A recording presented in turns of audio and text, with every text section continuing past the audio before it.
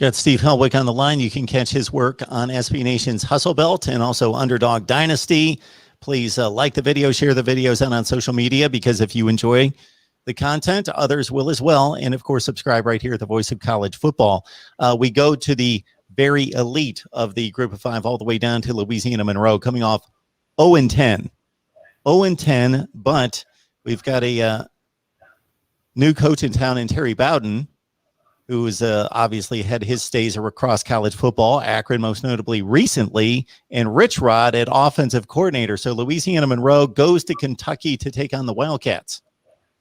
Yes, Louisiana Monroe is in about as bad as a shape of any program, and they really needed to clean house this offseason, and they did. And Terry Bowden did a good job at Akron. I know he ended up getting out of there a couple years ago, but he really led Akron to their first bowl win in 2015 over Utah State. And then a couple years later, he got them into the MAC championship game. And Akron really hasn't done anything since. They've only won one game in the 2 seasons since firing Terry Bowden. But I think that would be getting a good, experienced, well-known name as a coaching hire could help. And this team has done well in the transfer portal this offseason, getting a lot of names. Notably Rhett Rodriguez, who is the son of Rich Rodriguez, and Rhett came from Arizona, and I think he's going to be the starting quarterback this year. And I think ULM is going to try to run more mobile quarterback and see how that can take them. But I mean, this team was really abysmal last year. I think 9 of their 10 losses were blowouts. The only game that I remember that they even came close in was Georgia Southern.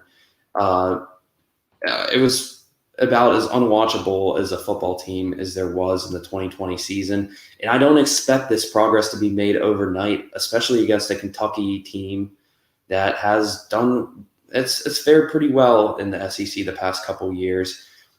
And moving on to Kentucky, I just think they hired a new offensive coordinator this year in Liam Cohen.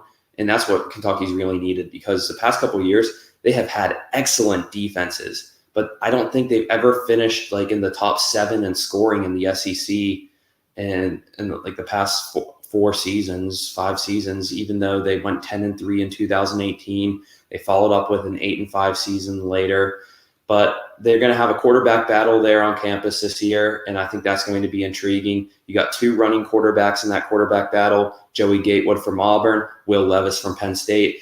And then you have a more of a pocket passing quarterback in Bo Allen.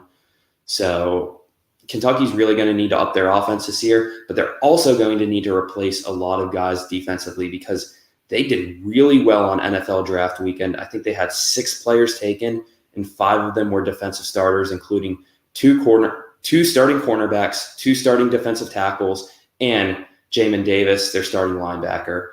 And also they did lose Boogie Watson. I think they're leading tackles for loss guy in NFL draft free agency. So Kentucky's going to have to replace a lot this year, but Louisiana Monroe is probably the perfect team for them to warm up with and experiment, because this Warhawks team has a long way to go.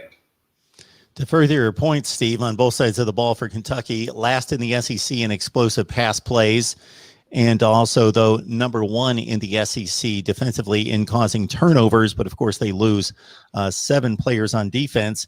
It will be interesting, in addition to Chris Rodriguez, one of the best backs in the SEC with 11 touchdowns coming back and 6.5 yards per carry, what they will do with Wan'Dale Robinson, the Nebraska transfer, who can be used in a number of formation in a number of ways and should be an exciting player to watch coming back home to Kentucky. So it's Kentucky and Louisiana Monroe in week 1 in Lexington.